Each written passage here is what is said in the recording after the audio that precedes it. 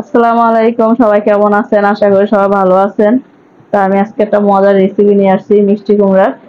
তো আমি এখানে মিষ্টি কুমড়া পিস পিস করে কেটে নিয়েছি। আর হলুদের গুঁড়া, মরিচের গুঁড়া, স্বাদ মতো লবণ দিয়ে আমি হাতে ভালো করে মিষ্টি কুমড়াগুলো মেখে নিব।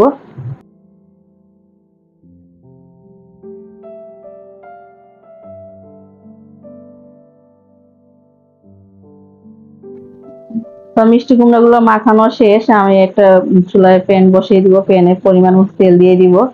তেলটা যখন হালকা গরম হবে আমি মিষ্টি কুমড়াগুলো ভেজে নিব।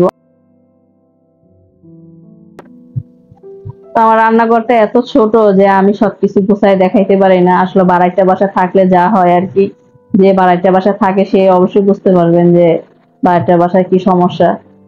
তো যাই হোক, আলহামদুলিল্লাহ, আল্লাহ যেরকম রাখছে আল্লাহর কাছে লাখো কোটি শুকর। তো মিষ্টি কুমড়া গুলো দিয়ে দিয়ে দিলাম। সবগুলো এভাবে ভেজে নিব। যখন এক পাশ লাল হয়ে যাবে আমি আরেক পাশ এভাবে উল্টিয়ে ভেজে নিব।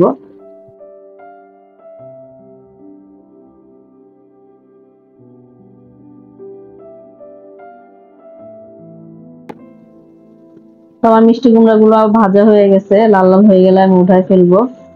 তো এই প্যানেই আমি মিষ্টি কুমড়াটা ভুনা করে নিব। আর আমি একইভাবে কিন্তু সবগুলা ভেজে নিছি মিষ্টি কুমড়া। তো এখানে পেঁয়াজ কুচি গুলো দিয়ে দিছি। পেঁয়াজটা আমি হালকা ভাজবো। তেল একটু কম মনে হয়েছে, তো আমি আরেকটু তেল দিয়ে দিছি। পেঁয়াজটা হালকা ভাজা হলে আমি এখন আদা রসুন বাটা দিয়ে দিব। আর সামান্য একটু পানি দিব, দিয়ে আমি একটু ভালো করে কষাই নিব।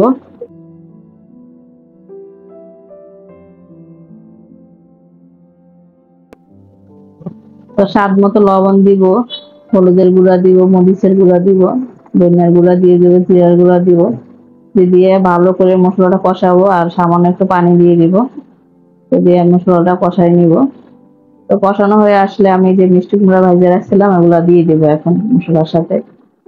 তো নেড়ে ছেড়ে মশলার সাথে আমি সবকিছু ভালো করে মিক্স করে নিব। আর এখানে কোনো রকম পানি দিব না, এভাবে আমি মিষ্টি কুমড়াটা ভুনা করব।